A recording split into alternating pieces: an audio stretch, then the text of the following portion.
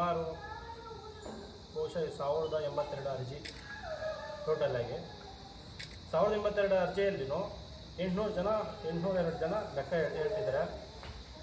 ಪ್ರಾರಂಭವಾಗಿ ತಹಸೀಲ್ದಾರರು ಈ ವಿಚಾರವಾಗಿ 25 ಎಕರೆ ಇದ್ರೂ ಒಂದೇ ನೋಟಿಸ್ ಕೊಟ್ಟಿದ್ದಾರೆ, 10 ಎಕರೆ ಇದ್ರೂ ಒಂದೇ ನೋಟಿಸ್ ಕೊಟ್ಟಿದ್ದಾರೆ, ಹಾಗೂ 1 ಕುಂಟೆ ಇದ್ರೂ ಒಂದೇ ನೋಟಿಸ್ ಕೊಟ್ಟಿದ್ದಾರೆ.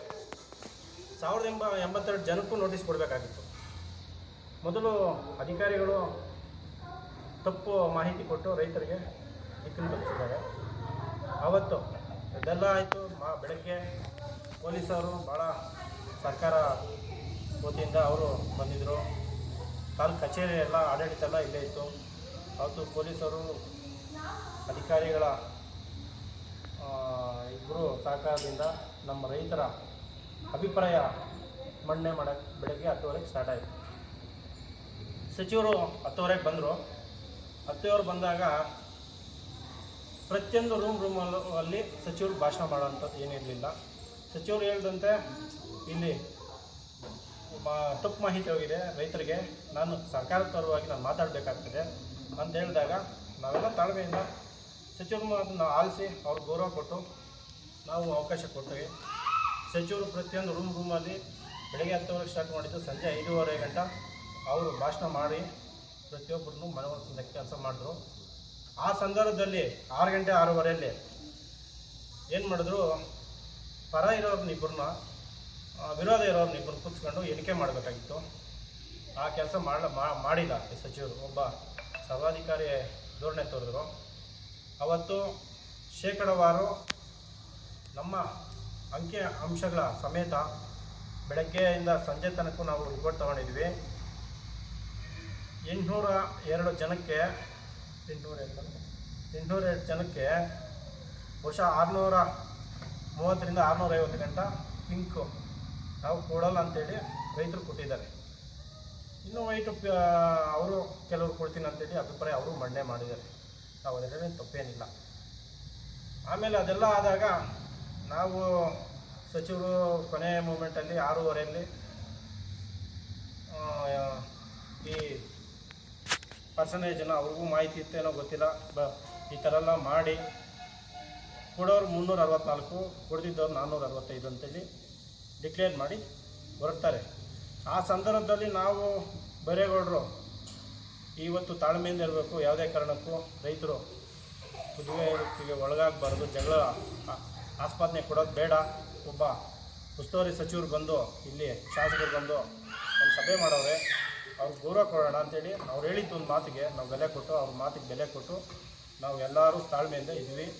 ಅವತ್ತು ನಾವು ತಹಸೀಲ್ದಾರನ್ನು ಪ್ರಶ್ನೆ ಮಾಡಿದ್ವಿ. ಸಚಿವರು ಪ್ರಶ್ನೆ ಮಾಡೋದಕ್ಕೆ ಅವ್ರು ಹೊರಟೋದ್ರು.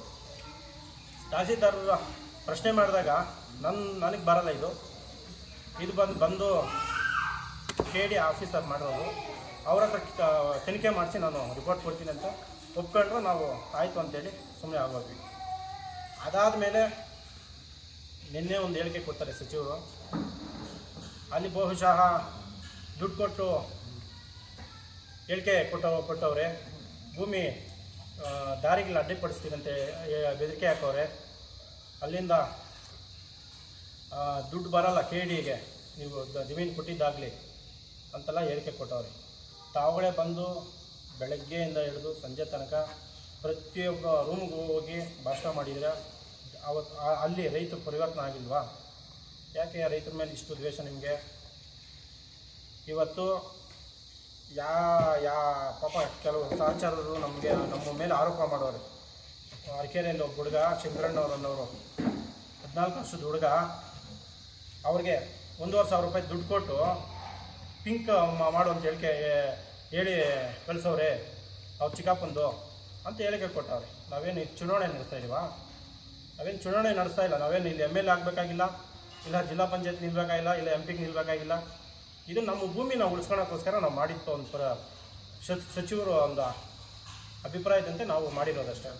ನಾವೇನು ಎಲೆಕ್ಷನ್ ನಿಂತ್ಕೊಂಡು ಗೆದ್ದೇನು ರಾಜಭಾರ ಏನು ಮಾಡೋಷ್ಟಿಲ್ಲ. ನಮ್ಮ ಭೂಮಿನ ಉಳಿಸ್ಕೊಳಕ್ಕೋಸ್ಕರ ಪ್ರತಿಯೊಬ್ಬರು ಅವ್ರವ್ರ ಅಭಿಪ್ರಾಯದಂತೆ ಅವರು ಸೂಚನೆ ಮಾಡೋರು.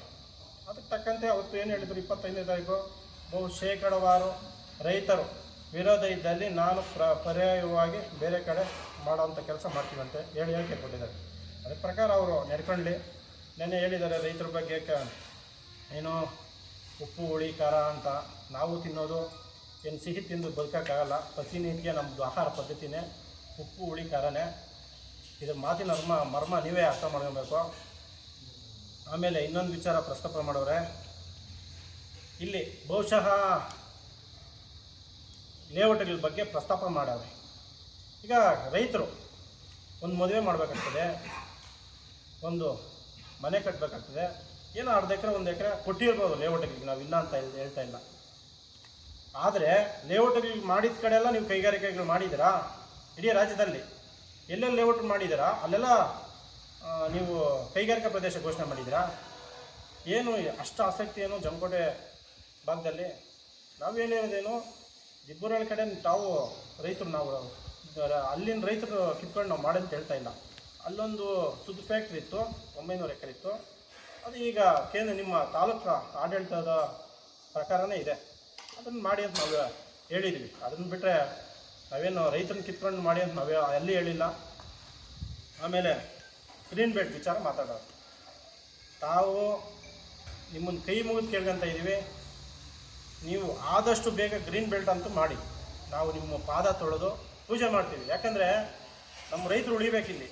ಸುಮಾರು 700ರಿಂದ 800 ಎಕರೆ ಜಮೀನುಗಳು, ಇದು ಕೆರೆಗಳಿದೆ ಇಲ್ಲಿ ಈ ಭಾಗದಲ್ಲಿ. ತುಮ್ನಹಳ್ಳಿಯಿಂದ ಹಿಡಿದು ಮಳಮಾಚಿನಹಳ್ಳಿ, ನಿಡಿತೇಕನಹಳ್ಳಿ, ಯಣಂಗೂರು, ಹಿರೇಬಲ್ಲ, ಇಷ್ಟು ಕೆರೆಗಳು ಲೆಕ್ಕ ತಗೊಂಡಾಗ 700ರಿಂದ 800 ಎಕರೆ ಕೆರೆಗಳು ಈ ಭಾಗದಲ್ಲಿದೆ. ಇವತ್ತು ನೀರಾವರಿ ಮಾಡಿ ತಪ್ಪುದ ಮಾಹಿತಿ ಕೊಟ್ಟು ಫ್ರೀಡಮ್ ಪಾರ್ಕ್ ಕರ್ಕೊಂಡು ಹೋಗಿದ್ರು ಅಂತ ಹೇಳ್ಕೊಟ್ಟವ್ರೆ.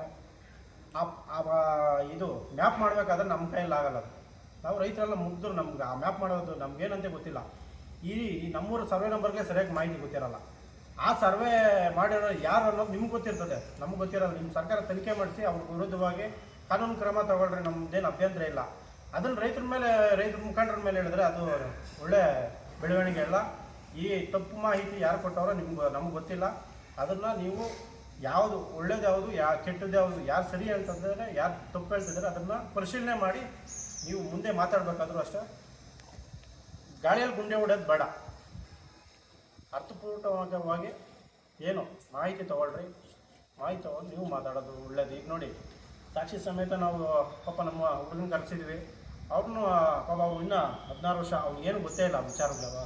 1500 ರೂಪಾಯಿ ಯಾರೋ 3 ನೋಟು ಅಂತೆಲ್ಲ ಹೇಳಿದ್ರಲ್ಲ, ಅವ್ರಿಗೆ ಆ ವಿಚಾರನೇ ಗೊತ್ತಿರಲ್ಲ. ಅಂಥವ್ರನ್ನೆಲ್ಲ ಹೇಳಿಕೆ ಕೊಟ್ಟು ಈ ರೀತಿ ಸಚಿವರು ಅವ್ರ ಮಾತನ್ನು ಕೇಳಿ ಇವರು ಹೇಳಿಕೆ ಕೊಟ್ಟವ್ರು ಅಂದರೆ ಒಬ್ಬ ಘನ ಸರ್ಕಾರದ ಒಬ್ಬ ಸಚಿವರು ಹೇಳೋ ಮಾತು ಇದಲ್ಲ ಅಂತ ನಮ್ಮ ಅಭಿಪ್ರಾಯ ಇದೆ. ಯಾಕಂದರೆ 12,000 ಎಕರೆ ನಾವೆಲ್ಲ ಆಗೋದಿಲ್ಲ. ನಮ್ಗೆ ಆ ಮ್ಯಾಪ್ಗಳೇ ಗೊತ್ತಿಲ್ಲ ಅವು ಏನನ್ನೋದು. ರೈತರ ಮುಖಂಡರ ಮೇಲೆ ಆರೋಪ ಮಾಡೋದು ಸರಿ ಇಲ್ಲ ಅಂತ ನಾನು ಹೇಳೋಕ್ಕೆ ಬಯಸ್ತೇನೆ. ಆಗ್ಬೋದು ಸಂಜೆ ಮತ ಎಣಿಕೆ ವಿಚಾರದಲ್ಲಿ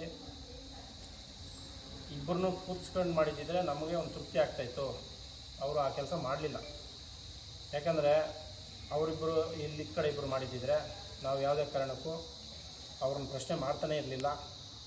ಯಾವತ್ತೇನಾದರೂ ನಾವು ಬರೇಗೌಡರು ಹೇಳ್ದಂತೆ ಕೇಳಿಲ್ಲ ಅಂದಿದ್ರೆ ರೈತರೆಲ್ಲ ಉದ್ವೇಗ ಸೃಷ್ಟಿಯಾಗೋದು, ಇಲ್ಲ ಏನೋ ಒಂದು ಅನಾಹುತ ಘಟನೆಗಳು ನಡೆಯೋದು ಇಡೀ ರಾಜ್ಯದಲ್ಲಿ. ನಿಮಗೂ ಯಾಕಂದರೆ ನಮ್ಮ ಚಿಕ್ಕಬಳ್ಳಾಪುರ ಉಸ್ತುವಾರಿ ಸಚಿವರು ನೀವು, ನಿಮ್ಗೆ ಮೊರೆಯೋದು ಹೋದರೂ ಒಂದೇ, ಚಿಕ್ಕಬಳ್ಳಾಪುರಕ್ಕೆ ಹೋದ್ರು ಒಂದೇ, ನಮ್ಮ ರೈತರಿಗೆ ಹೋದರೂ ಒಂದೇ ಮೊರೆಯಲ್ಲಿ. ನಾವು ಆ ಥರ ತಾಳ್ಮೆ ಕಳ್ಕೊಂಡಂತೂ ನಾವು ಇಲ್ಲ. ತಾಳ್ಮೆಯಲ್ಲೇ ಇದ್ದೀವಿ. ತಾಳ್ಮೆ ಯಾವತ್ತೂ ಕಳ್ಕೊಂಡಿಲ್ಲ. ನಾವು ಸ್ವಾಭಿಮಾನಿಗಳಾಗಿ ನಮ್ಮ ತಾಯಂದಿರು 2 ಸತಿ ಫ್ರೀಡಮ್ ಪಾರ್ಕಲ್ಲಿ ಮಹಿಳೆಯರು ಬಿಸಿಲಂದಿರ ಕೂತ್ಕೊಂಡವ್ರೆ 2 ಸರಿ. ಇಲ್ಲಿ ಇದೇ ಜಮಕೋಟೆ ಕ್ರಾಸಲ್ಲಿ ಪೊಲೀಸವರು ಬಂಧಿಸಿದರು. ಏನೋ ನಾವು ಅರ್ಜಿಗೆ ತಗೊಂಡು ಹೋಗೋ ಟೈಮಲ್ಲಿ ಅವತ್ತು ಬಿಸಿಲಲ್ಲಿ 5ರಿಂದ 6 ಅವರು ನಮ್ಮ ತಾಯಂದಿರೆಲ್ಲ ಬಿಸಿಲಲ್ಲಿ ಕೂತಿದ್ದೆ. ನಮ್ಮ ಕಣ್ಣಲ್ಲಿ ನೀರು ಬಂತವತ್ತು. ನಮ್ಮ ಜೀವಮಾನದಲ್ಲೇ ರೋಡ್ ಕರ್ಕೊಂಬರ್ಲಿಲ್ಲ ನಮ್ಮ ಹೆಣ್ಮಕ್ಳನ್ನ ಯಾರನ್ನೂ. ಇವತ್ತು ಆ ಪರಿಸ್ಥಿತಿ ನೀವು ನಿರ್ಮಾಣ ಮಾಡಿದ್ರಿ. ಯಾಕೆ ಕಣ್ಣು ಕಾಣಲಿಲ್ಲವ ಇಲ್ಲೆಲ್ಲ ಕುತ್ಕೊಂಡಿದ್ದು? ಬಹುಶಃ ಇವೆಲ್ಲ ಯೋಚನೆ ಮಾಡಬೇಕು ನಮ್ಮ ಸಚಿವರು. ನಮಗೇನು ವೈಯಕ್ತಿಕ ದ್ವೇಷ ಏನಿಲ್ಲ. ಇದು ತಹಸೀಲ್ದಾರರು ಅದರಲ್ಲಿ ಏರುಪೇರು ಮಾಡಿ ನಮಗೆ ದಿಕ್ಕನ್ನು ತಪ್ಪಿಸೋಂಥ ಕೆಲಸ ಮಾಡವ್ರೆ. ಈ ವಿಚಾರವಾಗಿ ನಾವು ಅವತ್ತೇ ತಹಸೀಲ್ದಾರ್ ಮಾತಾಡಿದ್ದೀವಿ. ಮತ್ತು ಈ ಏನು KD ವಿಚಾರದಲ್ಲಿ PSNL ಏನಿದೆ ಪಾಪ 521 ಎಕರೆ. ನಮಗೆ ಸ್ಪಷ್ಟೀಕರಣ ಕೊಡಿ. ಸುಪ್ರೀಂ ಕೋರ್ಟಲ್ಲಿ ಲೋಧಾ ಕಮಿಟಿ ಅನ್ನೋ ಒಂದು ಕಮಿಟಿ ಸ್ಟೇ ಇದೆ, ಅದು ಪೇಪರ್ 521 ಎಕರೆನೂ. ಅದರಿಗೆಲ್ಲ ನೋಟಿಸ್ ಕೊಟ್ಟು ಮೆಜಾರಿಟಿ ತೋರಿಸೋಂಥ ಕೆಲಸ ಮಾಡಿದ್ರು, ಆದರೂ ಪ್ರತಿಫಲ ಸಿಗಲಿಲ್ಲ ನಿಮಗೆ. ಯಾಕಂದರೆ ಸುಪ್ರೀಂ ಕೋರ್ಟಲ್ಲಿ ಇರೋದು ಯಾವುದೇ ಕಾರಣಕ್ಕೂ ನೋಟಿಸ್ ಕೊಡಬಾರ್ದು. ಇವತ್ತು ಪಾಣಿದಾರರು ಇರೋದನ್ನೇ ಫೈನಲಾ, ECಯಲ್ಲೆಲ್ಲ ಚೇಂಜ್ ಆಗಿದೆ. ಅಲ್ಲಿ ಪಾಣಿಯಲ್ಲಿ ಸ್ಟೇ ಇರೋದನ್ನು ಸುಪ್ರೀಂ ಕೋರ್ಟಲ್ಲಿ ತೋರಿಸಿದೆ. ಯಾವ ಥರ ಕೊಟ್ಟರೆ ಸಾಧಿಸಿದ್ದಾರೋ ನಾಳೆ ದಿನ ತಾವು ತಮ್ಮ ಉಸ್ತುವಾರಿ ಮಿನಿಸ್ಟ್ರು ಅಂತ ಅಭಿಪ್ರಾಯದಿಂದ ಕೊಟ್ಟಿದ್ದೀರಿ ಅಂತ ಅದರಲ್ಲಿ ಮೆನ್ಷನ್ ಮಾಡಿದ್ರ. PSNL ರೈತರಿಗೆ ಯಾವ ರೀತಿ ನೀವು ನ್ಯಾಯ ಒದಗಿಸ್ತೀರಿ? ಅವತ್ತು ಕೋರ್ಟ್ ಆದೇಶದಂತ ಒದಗಿಸ್ತೀರೋ ಇಲ್ಲ ಅವ್ರಿಗೆ ನ್ಯಾಯ ದುಡ್ಡು ಕೊಡೋಂಥ ವ್ಯವಸ್ಥೆ ಮಾಡ್ತೀರೋ PSNL ಪಾಣಿದಾರರಿಗೆ? ಅದು ಮೊದಲು ಸ್ಪಷ್ಟೀಕರಣ ಕೊಡಬೇಕು. ಸಚಿವರಾಗ್ಬೋದು, ತಹಸೀಲ್ದಾರ್ ಆಗ್ಬೋದು ಅಂತ ಹೇಳ್ತಾ ಈ ಭಾಗದ ಜಂಗಮಕೋಟೆ ಈ 13ಹಳ್ಳಿ ಏನಿದೆ, ಮೊದಲು ಕೈ ಬಿಡೋಂಥ ಕೆಲಸ ಮಾಡಿ. ನಾವು 1 ವರ್ಷದಿಂದ ಕೆಲಸ ಕಾರ್ಯ ಬಿಟ್ಟು ಹೋರಾಟದಂತೆ ಒಂದು ಹೋರಾಟದಲ್ಲೇ ನಾವು ಪಾಲ್ಗೊಂಡ್ಬಿಟ್ಟಿದ್ವಿ. ನಮಗೂ ಸಿಕ್ಕಾಪಟ್ಟೆ ನೋವಿದೆ. ತಮಗೇನು ನೋವಿದೆ ನಮಗೆ ಅದರ ಅಡ್ರೆಸ್ ಇದೆ. ನಾವು ತಾಳ್ಮೆಯಲ್ಲಿದ್ದೀವಿ. ನಾವೇನು ತಾಳ್ಮೆಯನ್ನು ಈಗ ಇದು ಮಾಡಿಲ್ಲ. ತಾವು ನಿಮಗೋಸ್ಕರ ನಾವು ಕಾಯ್ತಾ ಇದ್ದೀವಿ. ಆದಷ್ಟು ಬೇಗ ಇದನ್ನು ಕೈ ಬಿಡೋಂಥ ಕೆಲಸ ಮಾಡಬೇಕಂತ ಸಚಿವರನ್ನ ಕೇಳ್ಕೊತಾ ಇದ್ದೀವಿ. ಹಾಗೆಯೇ ನಮ್ಮ ಮಾನ್ಯ ಮಂತ್ರಿಗಳ ಹೇಳಿಕೆಯ ಒಂದು ವಿವರನ ತಿಳಿಸೋದಕ್ಕೆ ಈ ನಿಮ್ಮನ್ನು ಅಂದರೆ ಮಾಧ್ಯಮ ಮಿತ್ರರನ್ನು ಈ ಒಂದು ಸಭೆಗೆ ಕರೆಸಿ ನಿಮಗೂ ಧನ್ಯವಾದಗಳನ್ನ ತಿಳಿಸ್ತಾ, ಈಗ ಇದೇ ನಮ್ಮ ಸ್ನೇಹಿತರು ಹೇಳ್ದಂಗೆ ತಾಲೂಕು ಆಡಳಿತ ಏನು ಮಂತ್ರಿಗಳ ಅವರ ಅಳತೆಯ ಮೇರೆಗೆ ಏನು ತಹಸೀಲ್ದಾರರು ನಡ್ಕೊಂಡಿದ್ದಾರೋ ಅದರ ವಿಷಯವಾಗಿ ಈಗ 5ನೇ ತಾರೀಕು ತಾಲೂಕು ಆಫೀಸ್ ಮುಂದೆ ಅಂದರೆ ತಾಲೂಕು ಕಚೇರಿ ಮುಂದೆ ನಾವೊಂದು ಬೃಹತ್ ಪ್ರತಿಭಟನೆಯನ್ನು ನಮ್ಮ ಈ ಹಳ್ಳಿಗಳ 13 ಹಳ್ಳಿಗಳ ರೈತರು ಮತ್ತು ನಮ್ಮ ರೈತ ಸಂಘದಿಂದ ನಾವೊಂದು ಪ್ರತಿಭಟನೆಯನ್ನು ಹಮ್ಮಿಕೊಂಡಿದ್ದೀವಿ. ರೈತ ಸಂಘ ಅಂತ ಅನ್ನೋದಕ್ಕೆ ಇಲ್ಲಿ ನಾವು ಹೇಳಬೇಕಾದ್ರೆ ಏನು ನಮ್ಮ ಮಾನ್ಯ ಮಂತ್ರಿಗಳು ನಿನ್ನೆ ಒಂದು ಸಭೆಯಲ್ಲಿ ಹಸಿರು ಶಾಲು ಬಗ್ಗೆ ಮಾತಾಡಿದರು. ಇದು ಬಹಳ ಒಂದು ಅವರ ಏನು ಹೇಳಬೇಕು ಅರ್ಥವಾಗ್ತಾ ಇಲ್ಲ ನಮಗೆ. ಇದೇ ಥರ ಮುಂದುವರೆದ್ರೆ ನಾವು ಇಡೀ ರಾಜ್ಯಾದ್ಯಂತ ರೈತ ಸಂಘಟನೆ ಒಂದು ಪ್ರತಿಭಟನೆಗೆ ಇಳಿಬೇಕಾಗ್ತದೆ. ಇಷ್ಟು ಏನು ಅವರ ಮುಂದಿನ ಒಂದು ಸಭೆಗಳಲ್ಲಿ ಯಾವುದೇ ಇದರಲ್ಲಿ ಅವರ ಒಂದು ರೈತ ಹಸಿರು ಶಾಲು ಬಗ್ಗೆ ಮಾತಾಡಬೇಕಾದ್ರೆ ಸ್ವಲ್ಪ, ಯಾಕಂದರೆ ಅವರು ಉನ್ನತ ಒಂದು ಕರ್ನಾಟಕದ ಉನ್ನತ ಹುದ್ದೆಯಲ್ಲಿರೋದ್ರಿಂದ ತಿಳ್ಕೊಂಡು ಮಾತಾಡಬೇಕಾಗ್ತದೆ. ಈ ವಿಷಯನೂ ಇನ್ನೊಂದು ಸಾರಿ ಯಾಕೆ ಹೇಳಬೇಕು ಅಂತಂದರೆ, ಈಗ ಅವರ ಮನೆಯಲ್ಲೇ ಹಸಿರು ಟವಲ್ನ ಇಟ್ಕೊಂಡು ಈಗ ಈ ಒಂದು ಈಚೆ ಬಂದು ಮಾತಾಡುವಂಥ ಅವಶ್ಯಕತೆ ಇಲ್ಲ. ಅವರ ಮನೆಯಲ್ಲೇ ಅನ್ನೋದಕ್ಕೆ ಒಂದು ಕಾರಣ ಏನು ಅಂದರೆ, ಕಾಂಗ್ರೆಸ್ ಪಕ್ಷದ ಮಜ್ದೂರ್ ಕಿಸಾನ್ ಅಂತ ಒಂದು ಏನೋ ಇಡೀ ಇದು ದೇಶದಲ್ಲೇ ಇದೆ ಮತ್ತು ನಮ್ಮ ರಾಜ್ಯದಲ್ಲೂ ಇದೆ. ಈಗ ಮೊನ್ನೆ ತಾನೇ DC ಆಫೀಸ್ ಹತ್ರ ಏನು ಒಂದು ಪ್ರತಿಭಟನೆ ಮಾಡಿದ್ರು. ಆವತ್ತು ಈ ಒಂದು ನಮ್ಮ ಜಿಲ್ಲೆಯ ಕಾಂಗ್ರೆಸ್ ಮಜ್ದೂರ್ ಅಂದರೆ ಈ ರೈತ ಮಜ್ದೂರ್ ಅನ್ನೋ ಒಂದು ಸಂಘಟನೆಯರು ಅವರು ಪ್ರತಿಭಟನೆಗೆ ಬಂದಿದ್ದರು. ಅದು ರೈತರ ಮೇಲೆ ಏನು ಗುಂಡು ಹಾರಿಸಿದ್ರು ಅದರ ವಿರುದ್ಧವಾಗಿ ಪ್ರತಿಭಟನೆಗೆ ಬಂದಿದ್ದರು. ಅದೇ ಥರ ಈಗ ಅವರು ಮಾಡ್ಬೋದಲ್ಲ. ಈಗ ನಾವು ಅಷ್ಟೇ ನಮ್ಮ ಜಮೀನುಗಳು ಕಳ್ಕೊತಾ ಇದ್ದೀವಿ. ಇವತ್ತು ನಾವು ಈಗ ನಂದು ಜಮೀನು ಹೋಗ್ತಾ ಇದೆ ತಾದೂರಲ್ಲಿ. ಅದ್ರ ಬಗ್ಗೆ ನಾವು ಹೋರಾಟ ಮಾಡೋದು ಸಹಜ. ಇಲ್ಲ ಎಲ್ಲೆಲ್ಲಿ ತಪ್ಪು ಕಂಡು ಬಂದಾಗ ಏನೋ ಅವರ ನಡವಳಿಕೆಗಳಾಗ್ಬೋದು, ಏನಾದರೂ ತಪ್ಪು ಕಂಡು ಬಂದಾಗ ಅದನ್ನು ವಿರೋಧಿಸೋದು ರೈತ ಸಂಘದ ಒಂದು ಕರ್ತವ್ಯ. ರೈತರಿಗೆ ಅನ್ಯಾಯ ಆದಾಗ ವಿರೋಧಿಸೋದು ರೈತ ಸಂಘದ ಕರ್ತವ್ಯ. ಅದು ನಾವು ಅಷ್ಟೇ, ಅವರು ಅಷ್ಟೇ. ಈಗ ಎಲ್ಲ ಮಾಡೋದು ರೈತರಿಗೆ ತೊಂದರೆ ಆದಾಗ. ಮತ್ತು ಇನ್ನೊಂದು ನೆನ್ನೆ ಒಂದು ಘಟನೆ ಹೇಳಿದ್ದಾರೆ, ಏನು ನಾವು ಒಂದೇ ಶಾಟಲ್ಲಿ ದುಡ್ಡು ಕೊಡಿಸ್ತೀವಿ ರೈತರಿಗೆ ಅಂತ. ಇದು ನಾವು ಕೆಲವೊಂದು ಸಾಕ್ಷಿ ಆಧಾರಗಳನ್ನೆಲ್ಲ ಇಟ್ಕೊಂಡೇ ಮಾತಾಡ್ತೀವಿ. ಈಗ ಅವ್ರದ್ದೇ ಮಸ್ತೇನಹಳ್ಳಿ ಕೈಗಾರಿಕಾ ಪ್ರದೇಶದಲ್ಲಿ ಈಗ ನಮ್ಮ ತಂಗಿನ ಇಲ್ಲಿ ಸಿದ್ದಾಪುರ ಕೊಟ್ಟಿದ್ದೀವಿ ಬೆಂಗಳೂರು ಹತ್ರ. ಅವ್ರ ಗಂಡ, ನಮ್ಮ ತಂಗಿ ಗಂಡ ಇಲ್ಲಿ ಮಸ್ತೇನಹಳ್ಳಿ ಹತ್ರ ಜಮೀನು ತೊಗೊಂಡಿದ್ದು. ಅವ್ರು ತೊಗೊಂಡು ಒಂದು 15-20 ವರ್ಷಕ್ಕೆ ಮೇಲೆ ಆಗಿತ್ತು, 20 ವರ್ಷಕ್ಕೆ ಮೇಲೆ. ಈಗ ಮೊನ್ನೆ ಕೈಗಾರಿಕಾ ಪ್ರದೇಶ ಮಾಡಿದಾಗ ಅವ್ರಿಗೆ ಅದು ಜಮೀನೆಲ್ಲ ಒಟ್ಟೋಗಿತ್ತು. ಅವರು ಹೇಳ್ತಾ ಇದ್ರು ನಮ್ಗೆ ಯಾವಾಗಲೂ, ಸುಮಾರು ಈಗ ಕೈಗಾರಿಕಾ ಪ್ರದೇಶ ಆಗಿ 15 ವರ್ಷ ಆಯ್ತಾ ಬಂತು. ಮೊನ್ನೆ 8 ವರ್ಷ ಆಗೈತೆ ಅವರು ದುಡ್ಡು ತಗೊಳೋದಕ್ಕೆ. ಏನು ಕೈಗಾರಿಕಾ ಪ್ರದೇಶದಿಂದ ಅದರಿಂದ ದುಡ್ಡು ತಗೊಳಕ್ಕೆ. ಆಮೇಲೆ ನಾನು ಕೇಳಿದೆ ಏನಾದರೂ ಸಮಸ್ಯೆ ಇತ್ತಾ ಅಂತ. ಇಲ್ಲಣ್ಣ, ಅದ್ರ ಬಗ್ಗೆ ಏನೂ ಸಮಸ್ಯೆ ಇಲ್ಲ, ಏನು ಯಾವುದೇ ಕೇಸ್ ಇರಲಿಲ್ಲ, ಏನಿಲ್ಲ. ನಾವು ಎಲ್ಲ ತಗೊಂಡೋಗಿ KDB ಆಫೀಸ್ ನಾವೇ ನಮ್ಮ ದಾಖಲೆಗಳನ್ನು ಒದಗಿಸಿ ಒಂದು 3 ದಿವಸ ಆದಾಗ ನಾವು ಹೋದರೆ ಆಗ ಅಲ್ಲಿ ಹೇಳ್ತಾರೆ ಅಧಿಕಾರಿಗಳು, ಏನೋ ನಮ್ಮ ಇವ್ರು ಹೇಳಿದ್ದು ಅಧಿಕಾರಿಗಳು ಹೇಳ್ತಾರೆ, ಇದ್ರ ಮೇಲೆ ನಿಮ್ಮದು ಒಂದು ಕೇಸ್ ಇದೆ ಅಂತ ಹೇಳಿದ್ರು. ನಾವೇ ಆಶ್ಚರ್ಯ, ಏನಿದು ಕೇಸೇ ಇರಲಿಲ್ಲ, ಯಾವುದೂ ಇರಲಿಲ್ಲ, ಇದೇನು ಅಂತ. ಆಮೇಲೆ ಯಾರು ಸರ್ ಕೇಸ್ ತೆಗೀರಿ ನೋಡೋಣ, ಏನಿಲ್ಲಲ್ಲ ಅಂತ.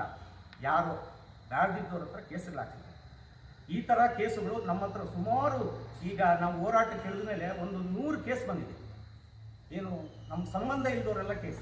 ಇದು ನಡೆಯೋದು ಏನು ಅಂದರೆ, ಇದು ಮಾನ್ಯ ಇವ್ರು ಹೇಳ್ತಾ ಇದ್ರು, ಮೊನ್ನೆ ಪ್ರಸ್ತಾಪ ಮಾಡಿದ್ರು, ಅದಕ್ಕೆ ಇದನ್ನು ಸೇರಿಸಿ ಹೇಳ್ತಾ ಇದ್ವಿ ಬ್ರೋಕರ್ಗಳು ಅಂತ. ಈಗ ಅಲ್ಲಿ ನಡೆದಿರೋದು ಅದೇ. ಏನು ಅವ್ರನ್ನ ಹೋಗಿ ಕೇಳಿದ್ದಾರೆ, ಅಣ್ಣ ನಿಮ್ಗೆ ಏನು 19 ದಾಖಲೆಗಳನ್ನು ಒದಗಿಸ್ಬೇಕು ಅವರು. ಈಗ ನಮಗೂ ಅದು ನಮ್ಮ ಇವ್ರಿಗೆಲ್ಲ ಗೊತ್ತು, 19 ದಾಖಲೆಗಳನ್ನು ನಾವು ಯಾರು ಕೊಡೋಕ್ಕಾಗಲ್ಲ, ಆ ಥರ ಇದೆ. ಅದರಿಂದ ಅವರು ಕೇಳಿದರೆ, ಇಲ್ಲಪ್ಪ ನಮ್ದೇನು ಸಮಸ್ಯೆ ಇಲ್ಲ, ನಾವು ನೇರವಾಗಿ ತಗೊಂತೀವಿ ಬಿಡು, ಎಲ್ಲ ದಾಖಲೆ ಕೊಟ್ಟು ಅಂತ ಹೇಳಿದ್ದಕ್ಕೆ ನೋಡಿ, ಅವರು 3-4 ದಿವಸ ಆಗಿ ಆಫೀಸ್ ಹತ್ರ ಹೋಗಿ ಕೇಳೋಷ್ಟರೊಳಗಾಗಿ ಕೇಸ್ ಬಿದ್ದಿದ್ದು. ಮತ್ತೆ ಅವರೇನೋ ಅವ್ರು ಹೇಳಿದ್ರು, ರಿಯಲ್ಲಾಗಿ ಹೇಳಿದರು, ಒಂದಷ್ಟು ದುಡ್ಡು ಕೊಟ್ಟಿದ್ದಾಯ್ತು ಅವ್ರಿಗೆ. ಯಾರೋ ಅವ್ನು ಬ್ರೋಕರ್ ಬಂದಿತ್ತು, ಅವ್ನು ದುಡ್ಡು ಕೊಟ್ಟು ಆಮೇಲೆ ನಮ್ಗೆ ದುಡ್ಡು ಬಂತು. ಎಷ್ಟು 8 ವರ್ಷ ಆಯಿತು ಆ ದುಡ್ಡು ಬರೋದಕ್ಕೆ. ಆದರೆ ಇದೇ ಥರ 20 ವರ್ಷ ಆಗಿ ಇನ್ನೂ ದುಡ್ಡು ಬರೆದಿರೋ ಅಂಥ ರೈತರು ಇದ್ದಾರೆ ನಮ್ಮ ಹತ್ರ. ಏನೋ ಬಂದು ಹೇಳ್ತಾ ಇದ್ದಾರೆ, ಅವ್ರದ್ದು ಹಂಗೆ ಕೇಸುಗಳಿಲ್ಲ. ಹೆಚ್ಚು ಇನ್ನೂ ಹೋದಾಗ ಏನಾಗ್ತದಂದರೆ ಬೇರೆ ಅವ್ರ ಅಕೌಂಟ್ ದುಡ್ಡು ಹಾಕ್ತಾರೆ ಅವರು. ಇದೆಲ್ಲ ನಮ್ಮ ಹತ್ರ ಪ್ರೂಫ್ ಇದೆ. ಆಮೇಲೆ ನನಗೆ ನನ್ನ ವೈಯಕ್ತಿಕ ಹೇಳಬೇಕು ಅಂದರೆ, ಇಲ್ಲಿ ಏನು KDB ಒಂದು ಆಗ್ತಾ ಇದೆ ಅನ್ನೋಷ್ಟೊಳಗಾಗಿ ಇಲ್ಲಿ ಕುರುಬ್ರಳ್ಳಿ ಒಬ್ಬ ಹುಡುಗ ನನ್ನ ಹತ್ರನೇ ಬಂದಿದ್ದ. ಅಣ್ಣ, ಈಗ ಜಮೀನುಗಳು ನಿಮ್ಮದು ಹೋಗ್ತಾ ಇದೆಯಂತೆ, ಈಗ 19 ದಾಖಲೆಗಳನ್ನು ನೀವು ಒದಗಿಸೋಕ್ಕಾಗಲ್ಲ, ನನಗೆ ಹೇಳಿ, ನೀವು ರೈತ ಸಂಘದಲ್ಲಿದ್ದೀರಿ, ಇನ್ನೂ ಒಂದಷ್ಟು ಜನಕ್ಕೆ ಹೇಳಿ ಕೊಡಿಸಿ, ನಾನು ದುಡ್ಡು ಕೊಡಿಸ್ತೀನಿ. ನನ್ನ ಹತ್ರನೇ ಈ ಥರ ನಡೀತಾ ಇದೆ. ಹಿಂಗಿದ್ದಾಗ ಅವರು ಎಲ್ಲಿ ಒಂದೇ ಶಾರ್ಟಲ್ಲಿ ದುಡ್ಡು ಕೊಡ್ತಾರೆ. ಈಗ ದುಡ್ಡು ಏನು ಕಮಿಷನ್ ಕೊಟ್ಟರೆ ಮಾತ್ರ ಬೇಗ ಆಗುತ್ತೆ, ಇಲ್ಲ ಅಂದರೆ ಅದೇ ಹೇಳಿದ್ನಲ್ಲ, 20 ವರ್ಷ ಆಗಿ ದುಡ್ಡು ತಗೊಳೋದಿಲ್ಲ. ಮತ್ತು ನಿಮ್ಮ ಮಾಧ್ಯಮಗಳಲ್ಲಿಯೂ ಕೆಲವು ಆಗಿದೆ, ಏನು 20 ವರ್ಷ ಆಗಿ ದುಡ್ಡು ತಗೊಂಡು ನಾವೇ ಅದನ್ನು ಓದಿದ್ದೀವಿ. ಇಷ್ಟೆಲ್ಲ ಇರಬೇಕಾದ್ರೆ ಹೆಂಗೆ? ಆಮೇಲೆ ಕೆಲಸ ಕೊಡ್ತೀವಿ. ಈಗ ಮಸ್ತೇನೆ ಭೂಮಿ ಅಷ್ಟೇ, ನಾವು ಕೈಗಾರಿಕಾ ಪ್ರದೇಶಕ್ಕೆ ಬಿಟ್ಕೊಡಕ್ಕೆ ಒಪ್ಪೋದಿಲ್ಲ ಅಂತೇಳಿ ನಾವು ಇನ್ನೂ ಮುಂದೇನೂ ಅಷ್ಟೇ. ಇಷ್ಟೇ ಅಲ್ಲ, ಇನ್ನೂ ಉಗ್ರ ಹೋರಾಟಗಳನ್ನು ನಾವು ಮಾಡ್ತೀವಿ. ಏನಾದರೂ ಇವ್ರು ಕೈ ಬಿಡದೆ ಹೋದರೆ ಮುಂದಿನ ಹೋರಾಟಗಳು ಇಡೀ ರಾಜ್ಯಾದ್ಯಂತ, ಬರೀ ನಮ್ಮ ಜಿಲ್ಲೆ ನಮ್ಮ ಇದಲ್ಲ, ಇಡೀ ರಾಜ್ಯಾದ್ಯಂತ ನಮ್ಮ ಸಂಘಟನೆಯ ಮುಖಾಂತರ ನಾವು ಈಗಾಗಲೇ ಹೋರಾಟ ಮಾಡಬೇಕು ಅಂತ ನಮ್ಮ ರಾಜ್ಯಾಧ್ಯಕ್ಷರು ಸಹಿತ ನಮ್ಮ ಮಾಹಿತಿ ಕೊಟ್ಟಿದ್ದಾರೆ. ನೋಡೋಣ, ಕಾದು ನೋಡ್ತೀವಿ. ಇವ್ರ ಕಡೆಯಿಂದ ಏನು ಉತ್ತರ ಬರ್ತದೋ ಅದ್ರ ಮೇಲೆ ನಾವು ತೀರ್ಮಾನವನ್ನು ಕೈಗೊಳ್ತೀವಿ ಅಂತ ಹೇಳ್ತಾ ನನ್ನ ಮಾತನ್ನು. ಇಲ್ಲಿ ಸೇರಿರ್ತಕ್ಕಂಥ ಎಲ್ಲ ರೈತ ಮುಖಂಡರೇ, ಮಾಧ್ಯಮ ಮಿತ್ರರೇ, ನಾನು ಒಂದು ವಿಚಾರ ಕೇಳಲಿಕ್ಕೆ ಇಷ್ಟಪಡ್ತೀನಿ. ಅವ್ರು ಯಾರೇ ಆಗಲಿ, ರಾಜಕಾರಣಿ ಆಗಿರಲಿ, ರೈತ ಮುಖಂಡರಾಗಿರಲಿ, ಯಾರೇ ಆಗಲಿ, ಮತಭೇದ ಇರಬಾರ್ದು, ಮನಸ್ಸಿನಲ್ಲಿ ಭೇದ ಇರಬಾರ್ದು. ಆದರೆ ಇವತ್ತು ಯಾತಕ್ಕಾಗಿ ರೈತರು ಹೋರಾಟ ಮಾಡ್ತಾ ಇದ್ದಾರೆ? ಇವತ್ತು ರೈತ ತನ್ನ ಜಮೀನನ್ನು ಕಳ್ಕೊಂಡ್ರೆ ಬಹುಶಃ ಇನ್ನೆಷ್ಟು ಪೀಳಿಗೆಗಳು ನತದೃಷ್ಟರಾಗಿ ಅಥವಾ ಕೂಲಿ ಕಾರ್ಮಿಕರಾಗಿ ಬದುಕಬೇಕಾಗತ್ತೆ ಅಂತಕ್ಕಂಥದ್ದು ಒಂದು ವಿಚಾರ. ನಾನು ಕೇಳೋದಿಷ್ಟೇ, ನಮ್ಮೂರು ಹುಡುಗ ಒಬ್ಬ ಭರತ್ ಅಂತ ಒಬ್ಬ ಹುಡುಗ ಇನ್ನು SLC ಮೊನ್ನೆ ಎಕ್ಸಾಮ್ ಬರೆದಿದ್ದಾನೆ. ಅವನ ಮೇಲೆ ಆರೋಪಗಳ ಸುರಿಮಳೆನೇ ಬಂತು. ಅವನು 1500 ರೂಪಾಯಿ ದುಡ್ಡು ಇಸ್ಕೊಂಡಿದ್ದಾನೆ ಅಂತ. ಬಹುಶಃ ಒಬ್ಬ ರಾಜಕಾರಣಿಯಾಗಿ, ಒಬ್ಬ ರೈತ ಮುಖಂಡ ಆಗಿ ಯಾರು ಆರೋಪ ಮಾಡಿದ್ದಾರೆ ಅವರೆಷ್ಟೊಂದು ಕೀಳು ಮಟ್ಟಕ್ಕೆ ಹೋಗಿದ್ದಾರೆ ಅಂತಂದರೆ ನಿಜವಾಗ್ಲೂ ನಮಗೆ ಬೇಸರ ಆಗುತ್ತೆ. ಯಾರಾದರೂ ದುಡ್ಡು ಕೊಟ್ಟು ಕರ್ಕೊಂಬರ್ತಾರಾ? ಆ ಹುಡುಗ ಹೇಳ್ತಾನೆ, ಅಣ್ಣ ನಮ್ಮ ತಂದೆ ಇಲ್ಲ, ನಮ್ಮ ತಂದೆನ ಕಳ್ಕೊಂಬಿಟ್ಟಿದ್ದೀನಿ, ನನಗಿರ್ತಕ್ಕಂಥದ್ದು 3/4 ಎಕರೆ ಜಮೀನು. ವಾಲಂಟ್ರಿಯಾಗಿ ಬಂದ ಆ ಹುಡುಗ. ಬಹುಶಃ ಅವನು ಇದುವರೆಗೂ 500 ಅಥವಾ 1000 ರೂಪಾಯಿ ನೋಟೇ ಆತನ ನೋಡಿಲ್ಲ. ಇಲ್ಲೇ ನಾನು ನಮ್ಮ ಕಣ್ಣು ಮುಂದೆ ಬರುತ್ತೆ ಅಂತಕ್ಕಂಥ ಹುಡುಗ. ನೀವು ಕೂಡ ಆತನ ಬೇಕಾದ್ರೆ ಆಮೇಲೆ ಕೇಳಬಹುದು. ಈ ರೀತಿ ಆರೋಪಗಳನ್ನು ಮಾಡುವಾಗ ಸ್ವಲ್ಪ ಯೋಚನೆ ಆದರೂ ಮಾಡಬೇಕಾಗಿತ್ತು. ಅದು ಸಚಿವರಾಗಲಿ, ಇನ್ನೊಬ್ಬ ರೈತ ಸಂಘಟನೆ ಮುಖಂಡರಾಗಲಿ, ಅವ್ರು ಯೋಚನೆ ಮಾಡಬೇಕಾಗಿತ್ತು. ಆ ಹುಡುಗ ಎಂಥ ಹುಡುಗ? ಒಬ್ಬ ಹುಡುಗನಿಗೆ ಯಾರಾದರೂ ದುಡ್ಡು ಕೊಟ್ಟು ಕರ್ಕೊಂಬರ್ತಾರ? ಸಾಧ್ಯನೇ ಇಲ್ಲ. ಏನಾದರೂ ಮಾಡಿ ಆ ಒಂದು ಜಮೀನು ನಾವು ಉಳಿಸ್ಕೊಳ್ಳೇಬೇಕು, ಅದೇ ನಮ್ಮ ಜೀವನ. ಆ ಜೀವನ ಅದು ಬಿಟ್ಟರೆ ನಮ್ಗೆ ಬೇರೆ ಯಾವುದೂ ಇಲ್ಲ ಅಂಥೇಳಿ ಆ ಹುಡುಗ ಅವತ್ತು ನಮ್ಮೆಲ್ಲರ ಜೊತೆ ಬಂದ. ನಾನು ಒಬ್ಬ ರೈತನ ಮಗನಾಗಿ ನಾನು ಬಂದಿದ್ದೆ. ನಮ್ಮೂರಿಂದ ಸುಮಾರು ಜನ ಬಂದಿದ್ದರು.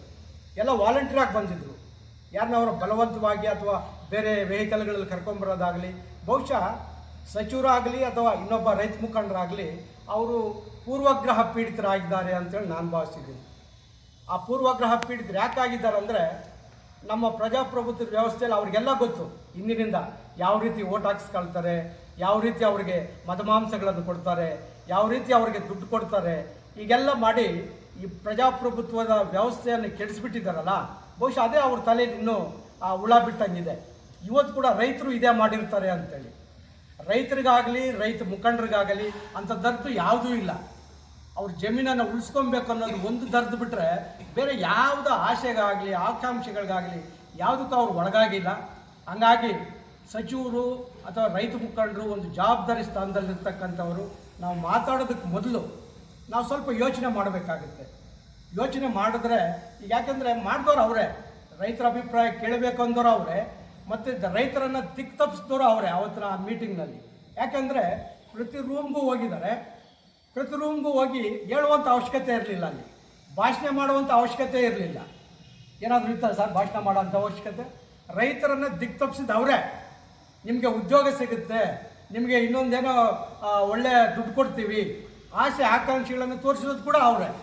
ಆದರೆ ಇದೆಲ್ಲವನ್ನು ಮೀರಿ ರೈತ ಆ ಜಮೀನು ಮತ್ತು ರೈತನಿಗೆ ಯಾವ ರೀತಿ ಅವಿನಾಭಾವ ಸಂಬಂಧ ಇದೆ ಅಂಥೇಳಿ ಆ ಮೀಟಿಂಗ್ನ ನಿಜವಾಗ್ಲೂ ವ್ಯಕ್ತಪಡಿಸಿದ್ದಾನೆ. ಅದನ್ನ ನಮ್ಮ ಜೀವನಾಧಾರಕ್ಕೆ ಇದು ತಾತ್ಕಾಲಿಕವಾಗಿ ಕೊಡುವಂಥ ದುಡ್ಡು ಅಲ್ಲ, ಅಥವಾ ತಾತ್ಕಾಲಿಕವಾಗಿ ಹೇಳುವಂಥ ಆಶೆ ಆಕಾಂಕ್ಷೆಗಳಲ್ಲ. ನಮ್ಮ ಜೀವನಾಧಾರಕ್ಕೆ ಜಮೀನು ಒಂದೇ.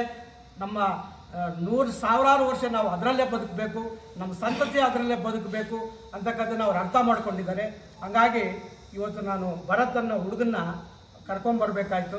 ದಯವಿಟ್ಟು ನೀವು ಅವನನ್ನು ಪ್ರಶ್ನೆ ಕೂಡ ಮಾಡ್ಬೋದು. ಹಾಗಾಗಿ ಜವಾಬ್ದಾರಿ ಸ್ಥಾನದಲ್ಲಿರೋರು ಹೇಳಿಕೆ ಕೊಡುವಾಗ ಯಾವ ಶಂಕರಪ್ಪನೂ ಇಲ್ಲ. ಆ ಶಂಕರಪ್ಪ ಅನ್ನೋ ಹುಡುಗ ಆತನಿಗೂ ಗೊತ್ತಿಲ್ಲ, ಅಥವಾ ಈ ಹುಡುಗನಿಗೆ ಶಂಕರಪ್ಪನೂ ಗೊತ್ತಿಲ್ಲ. ಹೀಗಾಗಿ ಬೇಜವಾಬ್ದಾರಿಯಿಂದ ಹೇಳಿಕೆ ಕೊಟ್ಟಿದ್ದಾರಲ್ಲ, ಅದನ್ನು ಖಂಡಿತವಾಗಿ ನಮ್ಮ ರೈತ ಮುಖಂಡರು ನಾವು ಎಲ್ಲರೂ ಅದನ್ನು ಖಂಡಿಸ್ತೀವಿ. ಅದನ್ನು ನಿಜವಾಗ್ಲೂ ಅತ್ಯಂತ ಹೇಯವಾದ ಕೃತ್ಯ ಅಂತ ಕೂಡ ನಾವು ಹೇಳಲಿಕ್ಕೆ ಇಷ್ಟಪಡ್ತೀವಿ. ಧರಣಿ ಮಾಡೋದು ಸತ್ಯ. ಯಾವ ವಿಚಾರಕ್ಕೆ ಏನು ವಿಚಾರಕ್ಕೆ? ಇದ್ರ ವಿಚಾರ ಮಾಹಿತಿ ಸರಿಯಾಗಿ ಸಿಗ್ತಾ ಇಲ್ಲ. ಮಾಹಿತಿ ಸರಿಯಾಗಿ ಸಿಗ್ತಾ ಇಲ್ಲ. ನಮ್ಮ ಪ್ರಕಾರ ಮಾಹಿತಿ ಸಿಕ್ಕಿಲ್ಲ. ಅವ್ರು ಕೇಳಿದ್ರೆ ಇವರು ಕೈಗಾರಿಕಾ ಅಭಿವೃದ್ಧಿ ಮಾಡಿದ್ರು ಅಂತಾರೆ. ಇವ್ರು ಕೇಳಿದ್ರೆ ಇಲ್ಲ, ನಮ್ಗಾರು ಅವ್ರು ಹೇಳ್ತಾರೆ ಅಧಿಕಾರಿಗಳು ನಮಗೆ ಸಂಬಂಧ ಇಲ್ಲ, ಜಿಲ್ಲಾ ಉಸ್ತುವಾರಿ ಅವ್ರು ಮಾಡಿರೋದು ಅಂತ ಅವ್ರು ಹೇಳ್ತಾರೆ. ನಮ್ಗೆ ಇದು ಯಾವುದಕ್ಕೂ ಪೂರ್ತಿ ಸ್ಪಷ್ಟನೆ ಸಿಗ್ತಾ ಇಲ್ಲ. ಹಾಗಾಗಿ ನಾವು 5ನೇ ತಾರೀಕು ಪ್ರತಿಭಟನೆ ತಾಲೂಕು ಕಚೇರಿ ಮುಂದೆ ನಾವು 1000 ಸಂಖ್ಯೆ ಬರ್ತೀರಿ. ಅವತ್ತೇನಾಗುತ್ತೆ ಅವತ್ತೇ ನೋಡೋಣ. ರಿಯಲ್ ಎಸ್ಟೇಟ್ ಅವರು ಹೇಳ್ತಾರೆ ಜನರಲ್ ಜನರಲ್ ಬೇಡ